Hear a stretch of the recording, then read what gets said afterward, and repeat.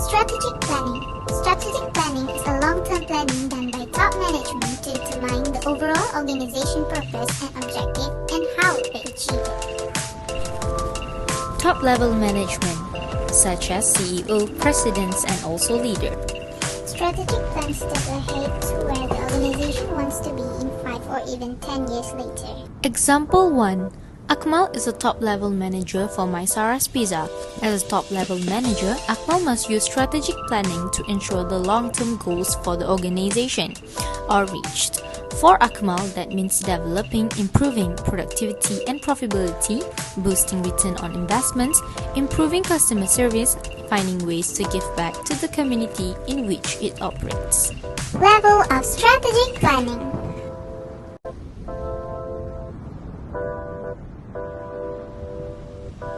Corporate strategy deals with decisions related to various business areas in which the firm operates and complete.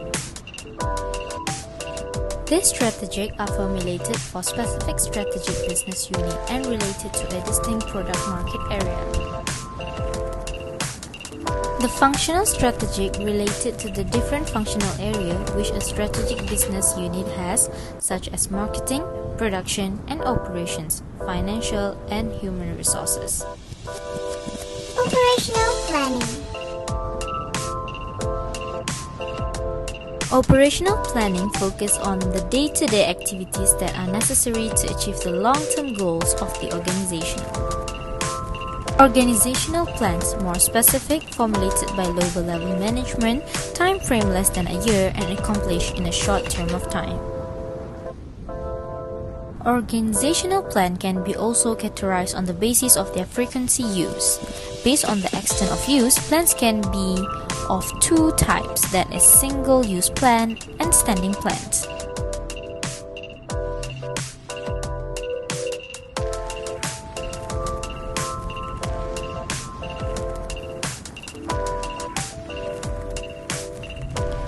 Programs that are large-scale, single-use plans that coordinate a complex set of activity to achieve important, non-recurring goals. A project is similar to a program, but it is smaller in scale and less complex.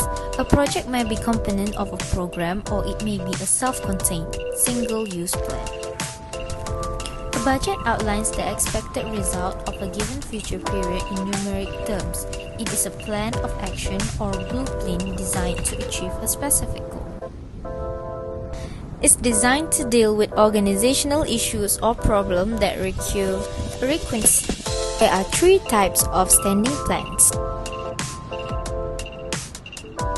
A policy is the most general form of a standing plan. It specifies the board parameters within which your organizational members are expected to operate in pursuit of organizational goals. Procedure is a chronological sequence of steps to be undertaken to achieve an objective. It is more specific than a policy as it outlines the steps to be followed in certain circumstances. These are the simplest type of the standing plans. A rule is a statement that spells out what should or should not be done in a particular situation. Unlike procedures, rules do not specify a series of steps, but indicates exactly what must or must not be done. Individual plan management. There are two types, that is management by objective and the balanced scorecard. Management by objective is a method for developing individualized plan which guides the activities of individual members of an organization. Provides a foundation for more integrated and system-oriented approach to planning. The balanced scorecard is a system-wide performance measurement process that aligns individual goals of the organizational. It allows an organization to translate strategy into operational actions at energy level. It also ensures employees that their individual action plans and goals are consistent with the overall strategic direction of the organization. Contingency planning for changing environments. Contingency planning involves the development of two or more plans based on different operating conditions.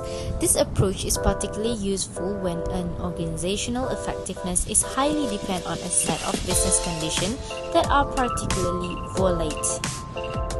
Barriers to effective planning. First, demands on managers.